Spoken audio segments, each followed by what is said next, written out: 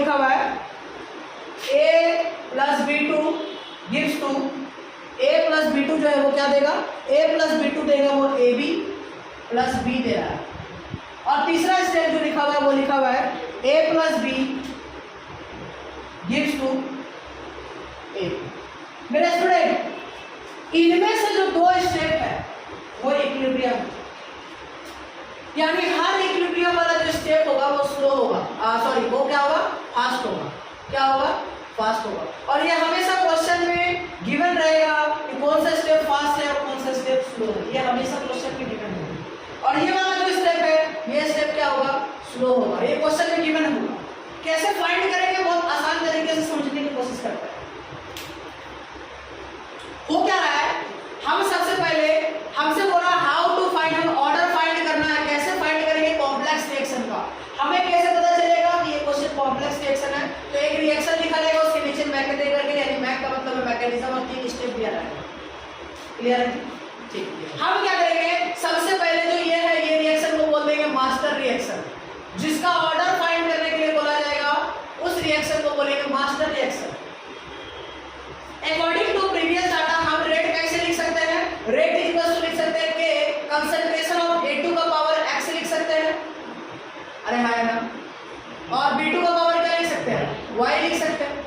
ये हमारा आ गया, इसको हम लोग देंगे इक्वेशन नंबर 1। इसको क्या बोलेंगे, इसको बोलेंगे इक्वेशन नंबर 1। क्लियर है जी। अब हम सेकंड स्टेप में क्या करेंगे, इनमें से स्लो स्टेप को हम देखेंगे। इनमें से स्लो स्टेप कौन सा है, सेकंड वाला, यानी सेकंड का जब हम रेट लिखेंगे तो फॉर्मूला क्या आ जाएगा, रेट बराबर लिखेंगे के ए का पावर क्या लिखेंगे, 1 लिखेंगे, और बी का पावर क्या लिखेंगे, 1 लिखेंगे, B2 का पावर। सर ऐसा क्यों है, क्योंकि हमने बताया था कि जो स्लो स्टेप होता है वो रेट डिटरमाइनिंग स्टेप होता है। जैसा ऑर्गेनिक में भी मैकेनिज्म हम लोगों ने समझा, तो उसमें भी जो स्लो स्टेप था, यानी एरोमेटिक से एंटी एरोमेटिक बनने वाला जो स्टेप होता है वो स्लो होता है, यानी वो रेट डिटरमाइनिंग स्टेप होगा। तो और हमने बताया था कि जो स्लो स्टेप होता है, पिछले क्लास में हमने बताया था कि ये एलिमेंट्री रिएक्शन होता है, या फर्स्ट ऑर्डर एलिमेंट्री रिएक्शन होता है, या क्या होता है, सिंगल स्टेप होता है या 1 स्टेप होता है। इसमें हमने बताया था कि जो स्टोइकोमेट्रिक कोएफिशिएंट है वो क्या होगा, वही पावर होता है, यानी A का पावर 1 होगा और B2 का पावर क्या होगा, 1 होगा, क्योंकि इसका स्टोइकोमेट्रिक कोएफिशिएंट ये था। क्लियर है जी। 2 स्टेप के बाद अब क्या सोचना है, बड़ा ध्यान से समझो, बात नहीं करो।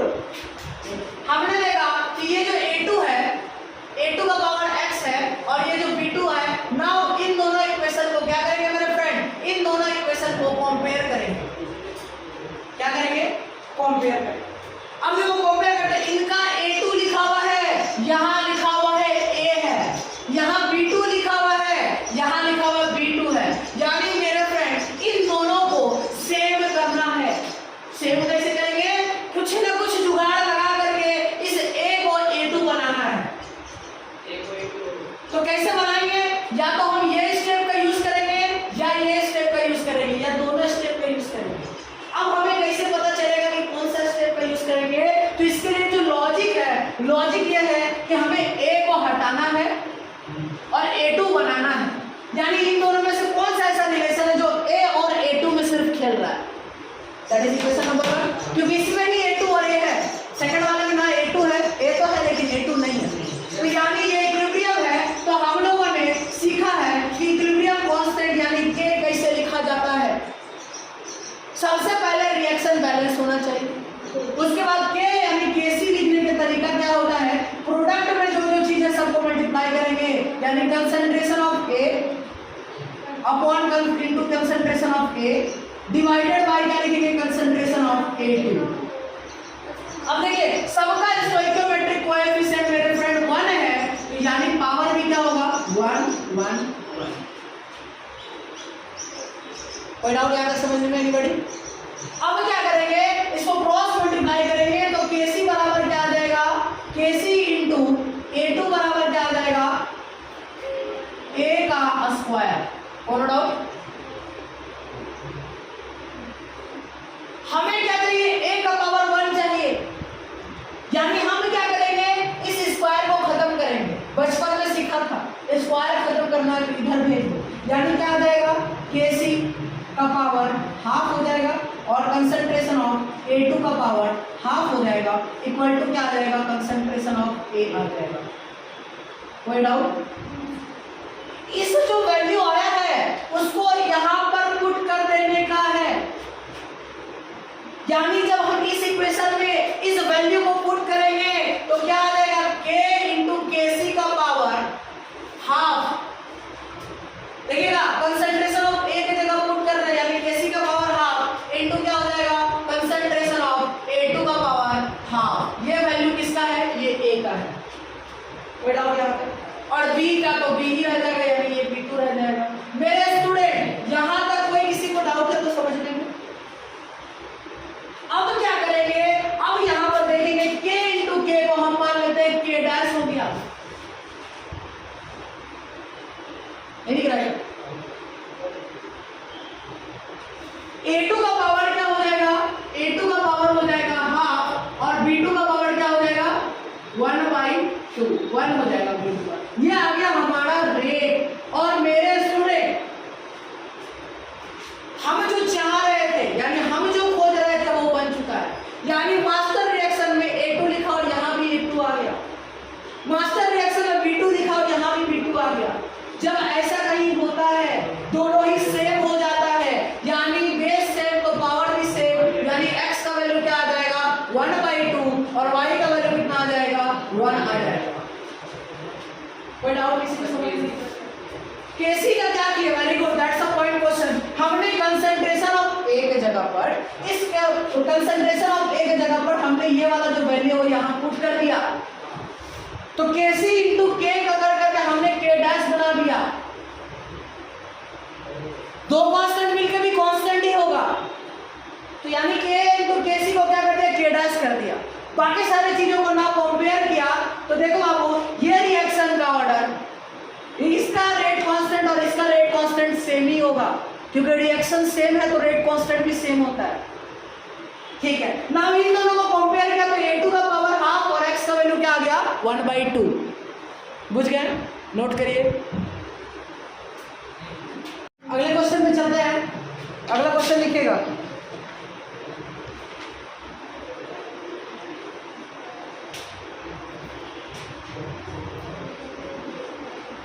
To A plus B gives to C plus D, gives to C plus D, 2A plus B gives to C plus D। इसका जो मैकेनिज्म है उसमें लिखा हुआ है A plus B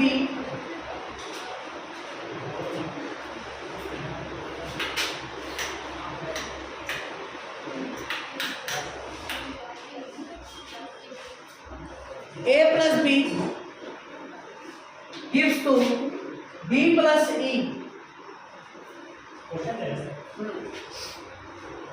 इसका mechanism A plus C gives to E। दो step है, ये जो स्टेप है ये फास्ट होगा, तो बताना है कि ये जो स्टेप है ये स्लो होगा। बताना है इन स्टेप में, बताना है कि इसका जो ऑर्डर होगा वो क्या होगा। तो क्या करेंगे, सबसे पहले हम मास्टर रिएक्शन में रेट लिखेंगे। क्या लिखेंगे बताओ तो जल्दी answer. Rate is equal to K concentration of A का power x, concentration of B का पावर y। x और y इसीलिए लिख रहे हैं क्योंकि हमें ऑर्डर नहीं पता है, और दूसरी बात ऑर्डर भी नहीं पता और क्वेश्चन में ये भी नहीं लिखा है कि वो एलिमेंट्री स्टेप है, सिंगल स्टेप है या वन स्टेप है। ठीक, अब इन दोनों में से कोई एक स्लो वाला उठाएंगे। कौन सा स्लो वाला उठाएंगे, ये वाला। इसका क्या लिखेंगे, रेट बराबर क्या लिखेंगे, K कंसंट्रेशन ऑफ A का पावर 1 और B का पावर क्या लिखेंगे 1, क्योंकि ये स्लो स्टेप है और इसका स्टोइकियोमेट्रिक कोएफिशिएंट 1 है, तो इसीलिए A का पावर 1 और B का पावर 1। नाउ जो मास्टर रिएक्शन से रेट आया और जो इसका रेट है, दोनों को कंपेयर करेंगे तो x का वैल्यू 1 आ जाएगा और y का वैल्यू क्या आ जाएगा 1 आ जाएगा। दैट इज सबसे इजी सवाल, देखिएगा। कोई भरोसा नहीं एमसीक्यू में यही सवाल आ जाए, ठीक है। तो ये बच्चा वाला सवाल भी आ जाता है कभी कभी, देख के लगेगा भाई साहब क्वेश्चन देखो तो आधा लोग डर जाएगा, है ये कैसे बनेगा, फिर पता चलेगा अच्छा ये तो आसान था, अरे एक ले 2 लाइन में तो कंप्लीट हो गया। देखो क्वेश्चन भी 3 लाइन में, आंसर भी 2 लाइन में आ रहा है।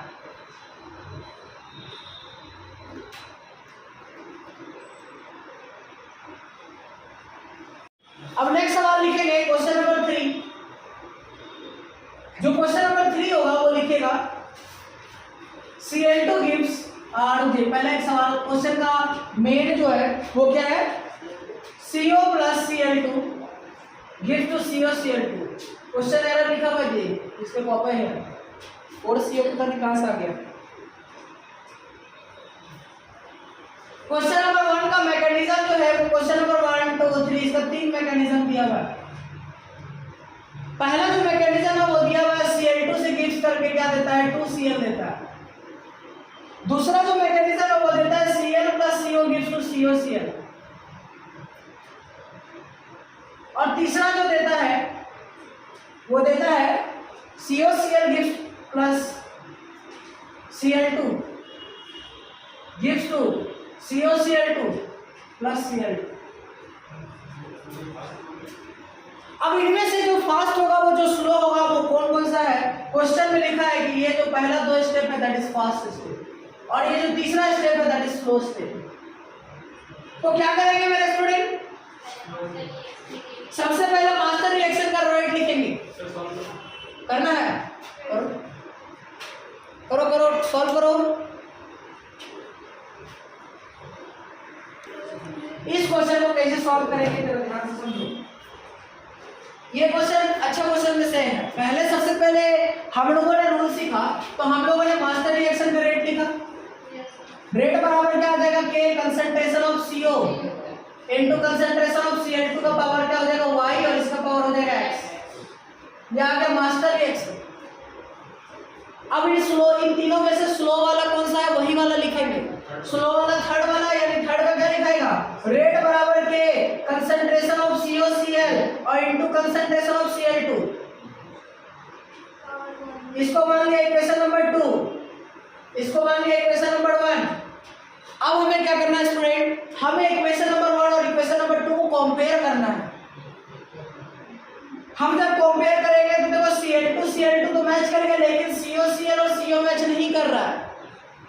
जो मैच नहीं कर रहा है वो क्या है COCl और CO। तो इन दोनों में रिलेशन फाइंड करना है। कोई एक ऐसा इक्वेशन होगा जो COCl और CO का होगा, दैट इज ये वाला। इस सेकंड वाले इक्वेशन से हम K लिखेंगे, क्या लिखेंगे K लिखेंगे। K कैसे लिखाता है देखिएगा जरा ध्यान से, K लिखने के लिए क्या लिखेंगे K बराबर कंसंट्रेशन ऑफ COCl बाय क्या लिखेंगे concentration of Cl into concentration of CO। हम क्रॉस मल्टीप्लाई करेंगे, हाँ KC कर लो इसको, ठीक है, क्योंकि इक्विलिब्रियम कांस्टेंट है तो KC कर लेते हैं। तो यहां से KC COCl पहला प्रोडक्ट लिखाएगा फिर रिएक्टेंट लिखाता है K लिखते वक्त, नहीं बिल्कुल नहीं, प्रोडक्ट यहाँ पर क्या COCl है ना, क्या करा है पीछे वाला में। चलो अब इस केसी में देखो यहाँ पर केस देखो, अब तुम्हारा केस जो है ना वो सही है कि केसी में इक्विलिब्रियम में रिएक्टेंट और प्रोडक्ट किसी को भी ले, लेकिन यहाँ पर जो है ना वो एरो ऐसा बता रहा है यानी रिएक्टेंट यही होगा। जब डबल हेडेड एरो रहता तो हम किसी को मान सकते थे, लेकिन यहाँ पर सिंगल हेडेड एरो यानी हमें रिएक्टेंट यही मानना होगा। टेल साइड वाला हमेशा रिएक्टेंट और हेड साइड वाला हमेशा प्रोडक्ट, ठीक। क्रॉस मल्टीप्लाई करेंगे तो क्या आ जाएगा KC into Cl into CO is equal to क्या आ जाएगा COCl। इसको हम लोग पैक करेंगे डब्बा में और इस वैल्यू को हम इस सेकंड इक्वेशन में पुट करेंगे। मेरे स्टूडेंट स्टेप देखते जाइएगा, स्टेप नंबर 1 ये है, स्टेप नंबर 2 ये है, स्टेप नंबर 3 ये है। अब ये जो वैल्यू आया है उसको इक्वेशन नंबर 2 में पुट करेंगे, यानी कॉपी में क्या लिखेंगे put the value of COCl in equation 2। जब हम पुट करेंगे COCl का वैल्यू तो वी फाइंड दैट स्टूडेंट जहां पर क्या आ जाएगा K हो जाएगा इनटू हो जाएगा KC इनटू क्या हो जाएगा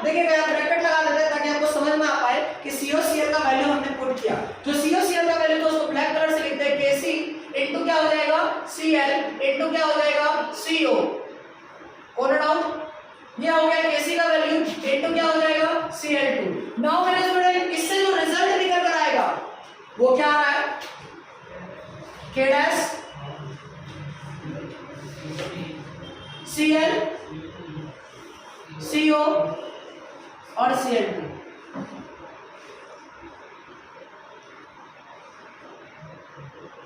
ये रिजल्ट निकल कर आ रहा है, ठीक है। लेकिन मेरे स्टूडेंट हमें यहां गौर करना है कि हम तो ला रहे हैं, फर्स्ट इक्वेशन से कंपेयर करना है। ला रहे थे CO आ गया, ला रहे थे Cl2 आ गया, लेकिन भाई साहब अंगूर के लाने के चक्कर में अंगूर भी रास्ता में आ गया, दैट इज Cl। तो इस Cl को खत्म करना है मेरे स्टूडेंट यहां से। इसको खत्म कैसे करेंगे? तो Cl को Cl2 में चेंज करेंगे। Cl Cl2 में कैसे चेंज होगा? तो उनको लिए इक्वेशन नंबर 1 यूज करेंगे। इक्वेशन नंबर 1 यूज करेंगे। क्यों यूज करते हैं इक्वेशन नंबर 1? क्योंकि हमें Cl हटा करके CO बनाना है, क्योंकि इक्वेशन नंबर Cl2 बनाना है जो कि इक्वेशन नंबर 1 में है। यानी अब ये फर्स्ट इक्वेशन से Kc लिखेंगे। तो फर्स्ट इक्वेशन से Kc क्या आएगा जरा देखिएगा। फर्स्ट इक्वेशन से जब Kc लिखते हैं यानी हमने क्या किया, थर्ड स्टेप क्या हो गया, अब Kc लिखेंगे। तो Kc बराबर क्या आ जाएगा? Kc बराबर आ जाएगा कंसंट्रेशन ऑफ Cl का स्क्वायर अपॉन में क्या लिखेंगे कंसंट्रेशन ऑफ Cl2। स्क्वायर क्यों किया? क्योंकि Kc लिखते वक्त पावर में स्टोइकियोमेट्रिक कोएफिशिएंट होता है, इसको मान लेंगे Kc डैश। क्रॉस मल्टीप्लाई किया तो क्या आ जाएगा Kc dash into Cl2 is equal to क्या आ जाएगा Cl का स्क्वायर। क्या आ जाएगा Cl का स्क्वायर।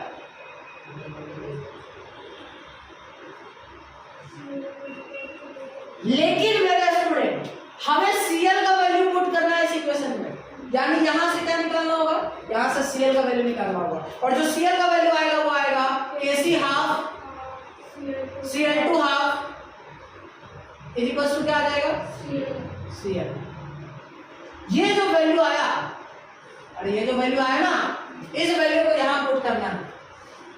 फिर से देखिए, पहला स्टेप में ये किया, दूसरा स्टेप में ये करेंगे, तीसरा स्टेप में Kc निकालेंगे, चौथा स्टेप में क्या करेंगे, ये पुटिंग वाला काम करेंगे, पांचवा स्टेप में क्या करेंगे, पांचवा स्टेप में फिर से Kc निकालेंगे और छठे स्टेप में फिर से Kc को पुट करेंगे। यानी टोटल कितने स्टेप में बनेगा 6 step.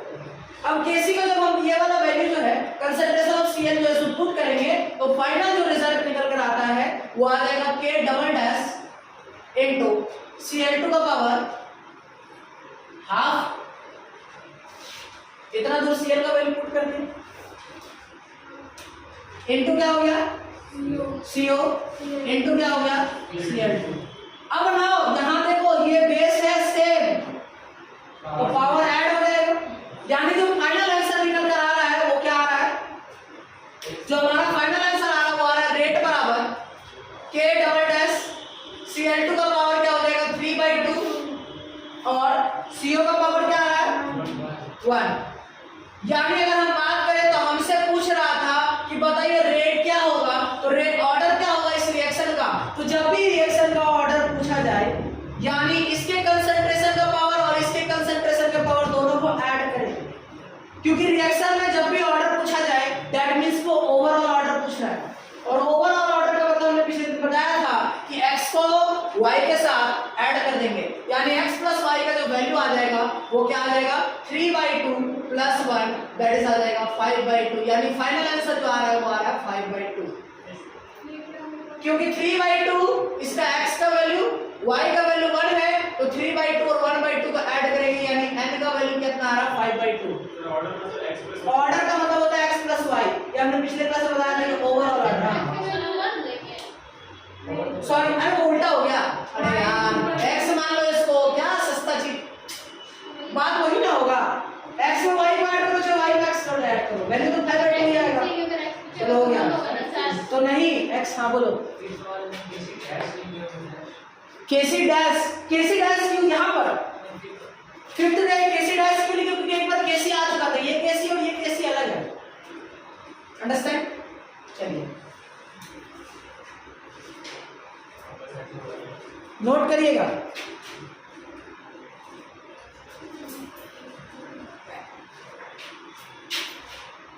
Now we go to the next question. अब नेक्स्ट क्वेश्चन लिखेगा NOBR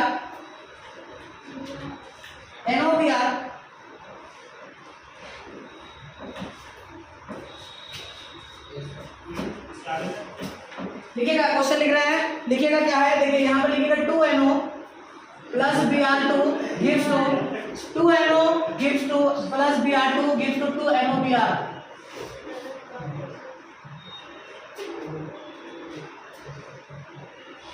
इसका जो मैकेनिज्म है वो लिखा हुआ है NO plus Br2 gives to NOBr2।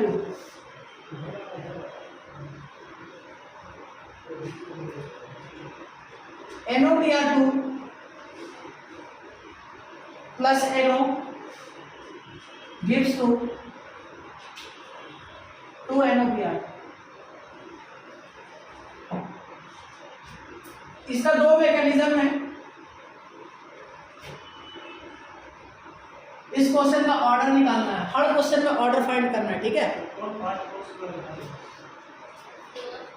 ये वाला जो है सॉरी यहाँ पर मिस्टेक हो गई, यहाँ पर एरो लगाएंगे, ये स्लो है, दोनों फास्ट नहीं हो सकते, एक स्लो होना जरूरी है। हाँ गलती से मिस्टेक हो गई। चलिए इस क्वेश्चन को सॉल्व करिएगा।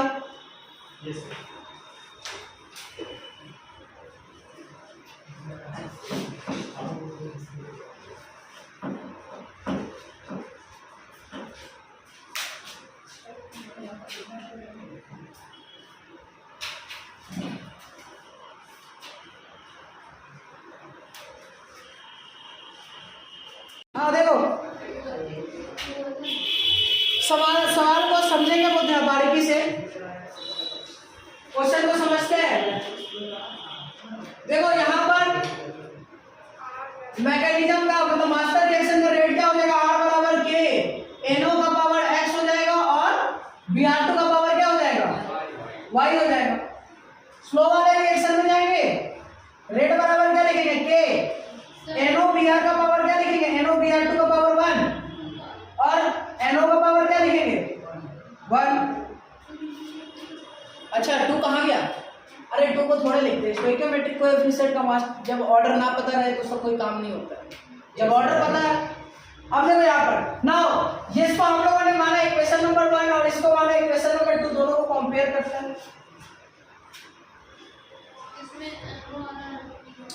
NO तो आ गया दोनों में, लेकिन ये वाला भाई साहब ये नहीं आ रहा है। और सीधी सी बात बताए ना तो ये क्वेश्चन ऐसे ही धब्बा था, सोचना भी नहीं था कि मैच नहीं करता, कैसे उठाओ डायरेक्ट पटक दो, ऐसा सोच रहा है क्या, नहीं तो गलत सोच रहा है। अगर मैच नहीं किया तो इसी का कैसे लिखाएगा, यही सोचो से। और मैच कर जाता तो कैसे लिखाता भी नहीं। एक ऐसा सवाल भी एग्जाम में आ चुका है जिसमें तो लिखना मैकेनिज्म का काम ही नहीं था, डायरेक्ट लिया और ये मैच करके आंसर सीधा। यानी अगर मैच नहीं किया और दो फास्ट मैकेनिज्म दिया तब सोचना है कौन सा यूज करेंगे, और जब मैच नहीं किया और सिंगल फास्ट दिया तो इसी का पुट करेंगे केसी, यानी इसका केसी क्या लिखेंगे, केसी बराबर क्या हो जाएगा, concentration of NOBr2 by concentration of NO into Br2। Cross multiply करके वैल्यू पुट करेंगे, यानी केसी बराबर क्या आ जाएगा, KC into NO into Br2 is equal to क्या आ जाएगा, NOBr2। इसको यहां पुट करेंगे, यानी step number 1, step number 2, step number 3 और स्टेप नंबर 4 में जब वैल्यू पुट करेंगे यहां पर तो क्या आ जाएगा, K इनटू KC इनटू क्या हो जाएगा, NO इनटू Br2 इनटू क्या हो जाएगा, NO। यानी फाइनल जो आंसर रिजल्ट निकल कर आ रहा है वो क्या आ रहा है, फाइनल जो आंसर निकल कर आ रहा है वो आ रहा है K डैश इनटू NO का स्क्वायर इनटू Br2 का पावर 1। यानी नाउ अब इस इक्वेशन को, ये जो आंसर है इसको इसके साथ कंपेयर करेंगे, क्या NO मैच कर गया, यानी x का वैल्यू आ गया 2, क्या Br2 का पावर और y का वैल्यू क्या आ गया 1। यानी बहुत सिंपल सा फंडा है, फंडा बस इतना ही है कि करना क्या है, हमें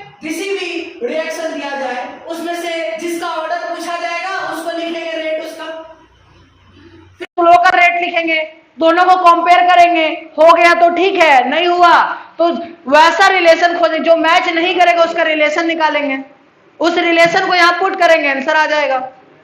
सीधा सा काम था यही।